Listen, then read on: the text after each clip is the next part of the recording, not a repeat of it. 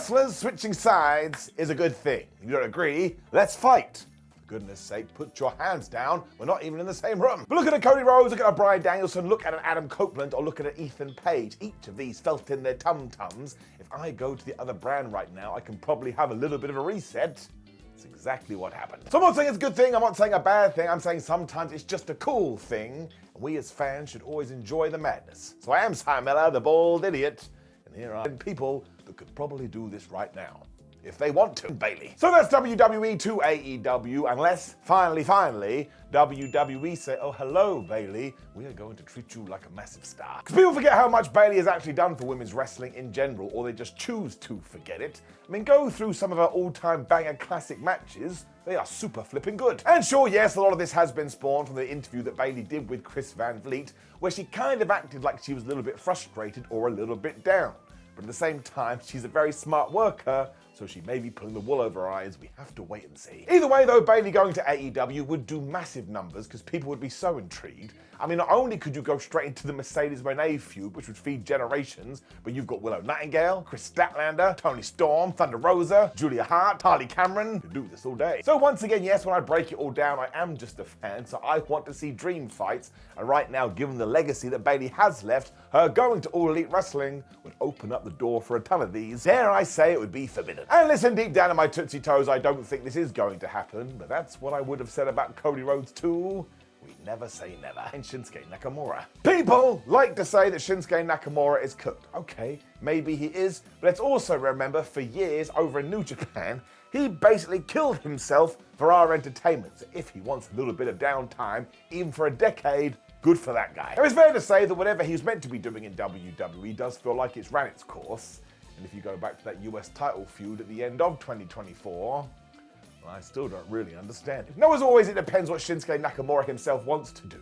But if he does want one last hurrah, and he saw what happened with the end of Sting's career, well, I actually think he could become the new Sting in AEW, and that's how we book him for his final few years. I mean, once again, that's the best way to hit a reset and get a little bit more momentum. And this is one of those, again, you can just put Shinsuke Nakamura on one side of the bracket, and in terms of who he could face, well, it just goes on and on and on. Obviously, the top of that list would be Kenny Omega. I would cry. And how many times before as well have we seen the veteran all of a sudden just find some energy from nowhere where we're like, that's the guy we remember. So maybe he just needs a different environment. I mean, we've all been there too. You're struggling with work, you go for a walk, and then when you come back, you just feel refreshed. You can even do smoke and mirrors, because again, it did work with Sting. And if anybody that we're going to talk about today does deserve an amazing send-off, it is Shinsuke Nakamura. Again, if you would like some homework, because you're a weirdo, go and remind yourself, and repeating myself, what he did in NJPW was quite frankly redonkulous. AJ Styles. Because I'm a nerd.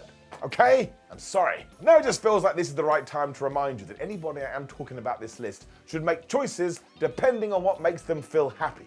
It's their lives after all. What do I, a bald idiot, know? Nothing. As a huge AJ Styles fan, we are all aware that he is far closer to the end of his career than he is at the start of it.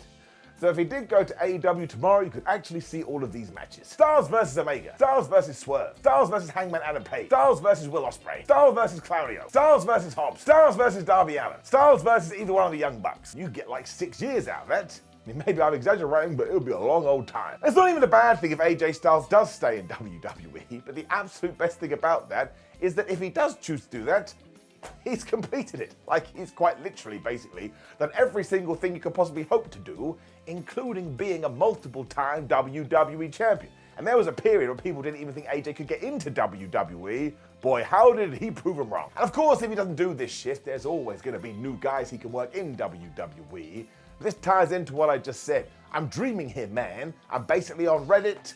When I think about it, especially because a lot of these people are his friends, well, I just think it would be absolutely fabulous, Wardlow. Because it just kind of feels like on a couple of occasions we have given him the mega push, and for whatever reason, I don't know, and you don't know, because we weren't privy to such conversations, it hasn't worked.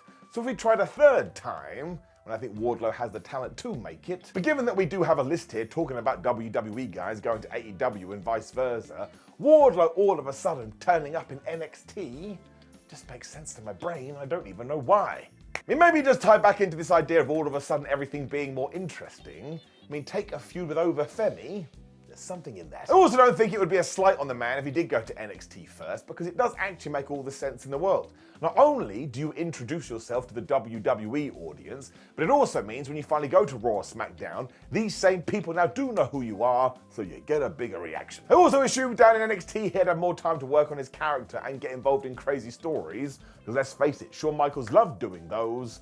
So maybe that's the secret sauce he's after. Number 4, Hook. Now I really like Hook, and I've always liked Hook. Sometimes individuals are just your guys. I'm not 100% sure if I do mean this, but it kind of feels like he would benefit from more Nick Wayne booking than what we were doing before. Again, I don't really know what I'm owed by that, but when I think about Dynamite and Collision, Nick Wayne just seems to pop up a lot more. Because let's not forget, you don't get crazy over by fluke. And way back in 2022, everybody was going nuts for Hook. The man had something. And yes, look, I get it. You can say, well, we didn't capitalize on that as well as we should have done, but there's always a day two.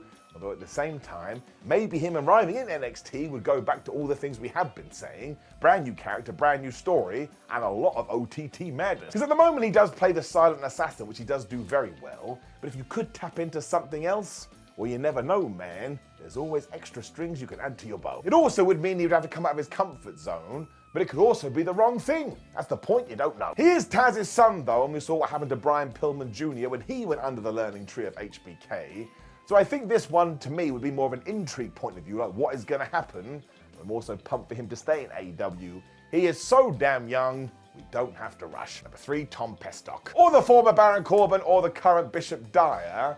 I just need this dude in AEW or New Japan ASAP. Because I really do think he's underrated to crazy levels, and if you could just give him a little bit of creative control, or allow him to put input into his character and his storylines, he's going to come up with something good. He is also deceptively huge, so if he did pop up in NJPW, my gosh, he could be a monster. It also means he could finally escape this whole ex-WWE guy that people throw at him. I hate that. He had to make a career somewhere, especially when there was no competition. So sure, quite literally he's an ex-WWE guy, but don't just shrink him down to just that. If nothing else, Bishop is a free agent at the moment, so I'd just love to see him get another opportunity. I mean, let's go back to Sad Corbin. You have to have some talent in your Tootsie Toes to get that across, and he did it so damn well. And if you are a promoter watching this, and you're super brave, you could even finish that story, and this guy would be massively into it. But either way, AEW, even a TNA, even a damn New Japan, somebody give him a call. I am pumped to see it. Number 2, Cedric Alexander. I want to see him in AEW, and I want to see him in the Hurt Syndicate. And that is because when we did finally put MVP, Shelton Benjamin, and Bobby Lashley back together, there were a few naysayers who went, oh my gosh, I can't believe we're repeating this, even though when they were the best thing in WWE, we never allowed them to finish that story. It's the second time I've said that. Surprise, surprise, they did turn up in All Elite Wrestling, and now it's one of the best things in sports entertainment, which says to me that if you did throw Cedric back into the mix, we'll be going, oh, yeah, this is brilliant, because it was brilliant before. Once again, they just had the rug pulled out from underneath them. So it just comes down to not overthinking things. Cedric Alexander worked before, so Cedric Alexander will work now, and he's another one of these dudes. He's got wrestling in his bones, man. He is never going to give you a bad match, and you could argue the Hurt Syndicate need a flippy-dippy-doo-dah guy. Well, do I have the choice for you? Number 1, Chris Jericho. Because I want the chaos, I want the carnage, and I want the internet frenzy. Now, if we do go off the past, this will happen one day, because there has never been a person that has had the legacy in WWE like Chris Jericho has, who hasn't eventually gone back. I don't know why this happens. It's like magnets, but it always makes for a pretty good time. I really think it would be great too, because no matter what you want to say about Chris Jericho, do not forget the man is GOATed.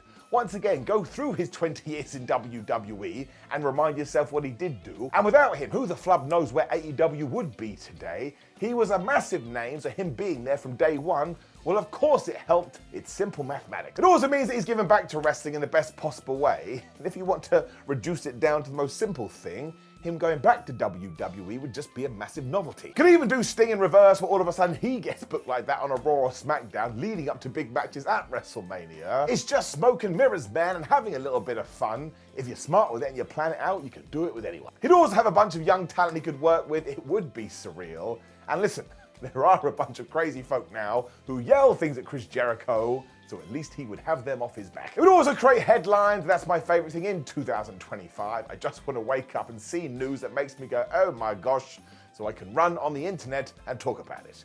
I do believe that makes me a geek, but man, I'm a passionate one.